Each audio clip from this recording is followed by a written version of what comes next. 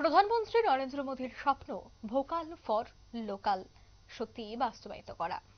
আর প্রধানমন্ত্রীর এই আহ্বানকে সামনে নিয়েই দেখা গেছে বিজেপির সহ সভানেত্রী পাপিয়া দত্ত তিনি দীপাবলি উৎসব উপলক্ষে ৬ আগরতলা বিধানসভার কেন্দ্রে মহিলাদের মধ্যে প্রায় 10,000 মাটির প্রদীপ তুলে দেন।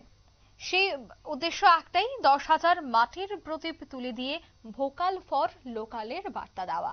অর্থাৎ এখানকার যে স্থানীয় মৃৎশিল্পীরা রয়েছেন যারা দীপাবলি উপলক্ষে প্রদীপ তৈরি করেন, সেই প্রদীপের ব্যবহার যেন প্রত্যেকে করেন এবং দুর্গা পূজার পর যেহেতু সামনেই রয়েছে আলোর উৎসব দীপাবলি এবং এই দীপাবলিতে প্রদীপ জ্বালানো হয় নিয়ম অনুযায়ী, সেই প্রদীপ যেন ভোকাল ফর লোকাল অর্থাৎ লোকাল মানুষের হাতে তৈরি যেন প্রদীপ ব্যবহার করা হয়, তার জন্যই খুদ পাপিয়া দত্ত তিনি সেই প্রদীপ নিয়ে সোজা চলে গেছেন ৬ আগরতলা মহিলাদের কাছে এবং সেখানে তিনি এই প্রদীপ বিতরণ করেন। তারপর কি বলছেন প্রদেশ বিজেপির সহ সভানেত্রী পাপিয়া দত্ত, শোনাবো। ধরুন মাটির জিনিস যারা তৈরি করে, মাটির প্রদীপ বা মাটির হাড়ি বা যে কোনো বিষয় যারা তৈরি করে, তাদেরকে যেন আমরা প্রমোট করি বা তাদেরকে যেন আমরা উৎসাহ দিতে পারি, সেই বিষয়গুলোকে কিন্তু আমাদের ভারতবর্ষের প্রধানমন্ত্রী জি বারবার কিন্তু ওনার আলোচনায় বিভিন্ন ভাবে উনি রেখে আসছেন।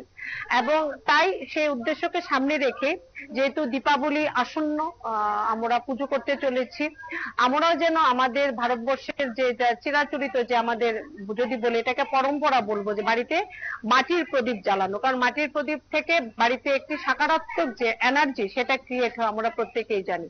তো সেই উদ্দেশ্যকে সামনে রেখে আমরা আপনারা শুনলেন তাদের এই বক্তব্য। ৬ আগরতলা বিধানসভা কেন্দ্রের বিভিন্ন এলাকায় এই প্রদীপ তিনি বিতরণ করেন এবং তিনি বলছেন উদ্দেশ্য একটাই, মাটির প্রদীপ যারা তৈরি করেন তাদেরকে উৎসাহ প্রদান করা। নিয়ে নিচ্ছি ছোট্ট একটি বিজ্ঞাপন বিরতি, সঙ্গে থাকুন।